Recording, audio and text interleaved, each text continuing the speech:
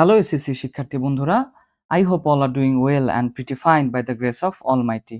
So আজকেও আমরা completing sentence practice করব, আর এটা হচ্ছে চট্টগ্রাম বোর্ড 2017 সালে প্রশ্নটি। ওকে, আমি যে উত্তরগুলো লিখবো প্রবাবলি সেই উত্তরগুলোর বাংলাগুলো এখানে করে দেওয়া আছে, তোমরা একটুখানি তাকিয়ে নেবে, একটু দেখে নেবে।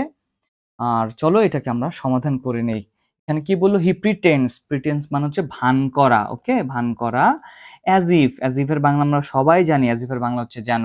সে ভান করে যেন। সো দেখো, প্রিটেন্স যখন অ্যাজ যোগ করলো এই ভার্বটার সাথে, প্রিটেন্ড থেকে প্রিটেন্স, তার মানে এটা আমরা কনফার্ম যে এটা হচ্ছে ভার্বের 1 নম্বর ফর্ম, মানে প্রেজেন্ট ফর্মে রয়েছে। ওকে, এবার আমরা জানি অ্যাজ ইফ অ্যাজ দো। এটা একটু নিয়ে আসি তোমাদের জন্য, অ্যাজ ইফ অ্যাজ দো।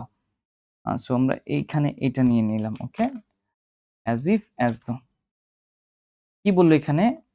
যে অ্যাজ ইফ অ্যাজ দো এর প্রথম অংশ প্রেজেন্ট হলে পরের অংশ ভার্বের 2 নম্বর ফর্ম। অ্যাজ ইফ অ্যাজ দোর প্রথম অংশ প্রেজেন্ট হলে ভার্বের 2 নম্বর ফর্ম হবে। হি প্রিটেন্স অ্যাজ ইফ, যেন সে কি করে? যেন সে সবকিছু জানে, এমন একটা ভান করে যেন সে সবকিছু জানে। হি নো থেকে হয়ে যাবে new everything. He knew everything, যেন সে সবকিছু জানে, অথবা হি ওয়ার ম্যাড, যেন সে পাগল। ওকে, হি প্রিটেন্ডস, সে এমন একটা ভান করে যেন সে সবকিছু জানে। হি নিউ এভরিথিং, অথবা হি ওয়ার ম্যাড, যেন সে পাগল।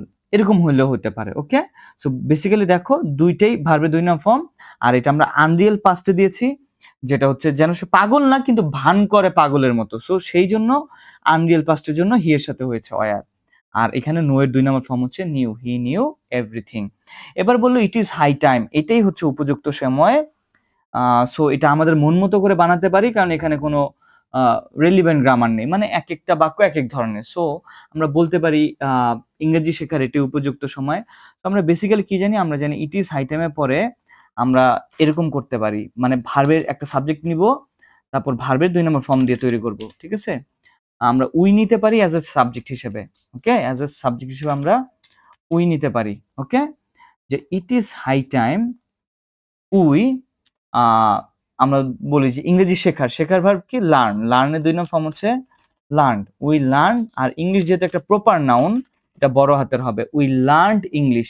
ইট is high time we learned English, অথবা it is high time we কি বলতে পারি যে গেভ আপ স্মোকিং, ধূমপান ছেড়ে দেওয়ার এটাই উপযুক্ত সময়। গিভ আপ থেকে আমরা করেছি গেভ আপ।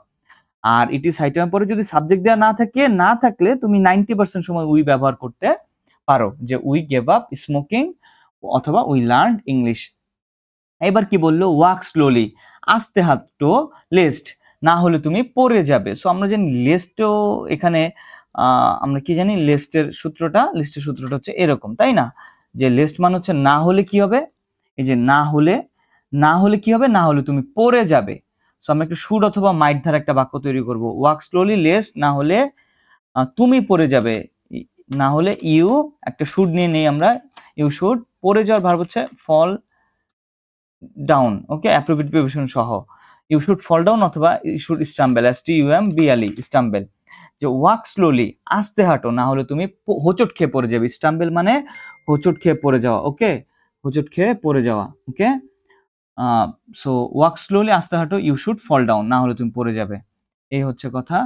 তো তারপরে গিয়ে আমরা এখানে কি পড়লাম? ইউ ক্যান নট সাকসিড, তুমি জীবনে কি করতে পারবে না? উন্নতি করতে পারবে না। সো এটা আমরা ইফের শর্তেও দিতেও পারি, বিকজ অফ এখানে একটা ক্যান পেয়েছি আমরা, তাই না? তো আমরা এটা ইফের শর্তেই দিয়ে দিব। ওকে, আমি ইফের শর্তটা তোমাদের জন্য এখানে নিয়ে আসি। এখানে ইফের শর্তটা 1 নাম্বারটা নাই বেবি, তো আমি লিখে দিচ্ছি এখানে। ওকে, এখানে লিখে দিচ্ছি ইফের প্রথম অংশ ভার্ব 1, ওই পাশে হবে সাবজেক্ট প্লাস উইল, ক্যান অথবা must. Okay, if plus verb 1 সমান subject plus will, can, must. তারপর আমরা একটা ভার্বের 1 নম্বর ফর্ম দেব। ওকে, সো এইখানে তুমি খেয়াল করো, সো এই পাশে কিন্তু একটা ক্যান দেয়াই আছে, যে ইউ ক্যান নট সাকসিড, এই যে এই পাশে একটা ক্যান দেওয়া আছে। সো আমরা এটাকে ইফের শর্তে কনভার্ট করে দিচ্ছি, যে যদি তুমি কঠোর পরিশ্রম না করো তুমি জীবন উন্নতি করবে না। Okay, you can not succeed. So আমরা এখানে ইফের প্রথম অংশ সাজিয়ে নিচ্ছি। If you don't work hard, যদি তুমি কঠোর পরিশ্রম না করো ইউ ক্যান নট সাকসিড, অথবা আরেকটা লিখে দিই, if you waste your time, যদি তুমি তোমার সময় অপচয় করো you can not succeed. So আমরা এখানে প্রত্যেকটাই ভার্বের 1 নম্বর ফর্মে রেখেছি, মানে ইফ প্লাস ভার্বের 1 নম্বর ফর্ম সমান সমান subject will can must. Okay, আচ্ছা, had I seen you before, যদি আমি তোমাকে আগে থেকে দেখতাম। ওকে, যদি আমি আগে তোমাকে দেখতাম, তোমাকে ঘটনা সম্পর্কে জানাতাম, এরকম কিছু একটা আমরা বলেছি। সো এইখানে বেসিক্যালি দেখার বিষয় হচ্ছে, এটা হচ্ছে ইফের 3 নম্বর শর্ত। ওকে, এটা হচ্ছে ইফের কয় নম্বর শর্ত?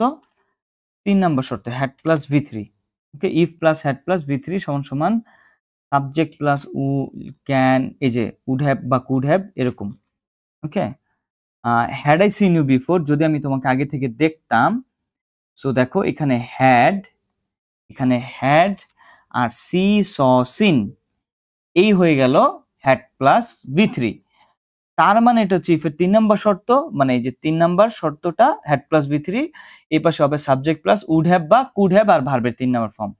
যদি আমি তোমাকে দেখতাম, তোমাকে ঘটনা সম্পর্কে জানাতাম, তাহলে আমি আই উড হ্যাভ অথবা কুড হ্যাভ, যে যেটা now, I would have inform you about the, ধরো অ্যাক্সিডেন্টটা, অ্যাবাউট মানে হচ্ছে সম্পর্কে বা সম্বন্ধে, আর এইটা হচ্ছে হ্যাড প্লাস ভি3 জন্য আমরা নিয়েছি উড হ্যাভ, আর উড হ্যাভ এর পরে ভার্বের 3 নম্বর ফর্ম ইনফর্ম থেকে inform, I would have inform you about the অ্যাক্সিডেন্টটা সম্পর্কে আমি তোমাকে জানাতাম। ওকে, এই হচ্ছে বেসিক্যালি চট্টগ্রাম বোর্ড 2017 সালের প্রশ্নের উত্তর। আশা করি তোমরা এগুলোকে একটু দেখবে, একটু কাজে লাগাবে। ওকে, তো সবাই ভালো থাকো, সুস্থ থাকো। God bless all of you.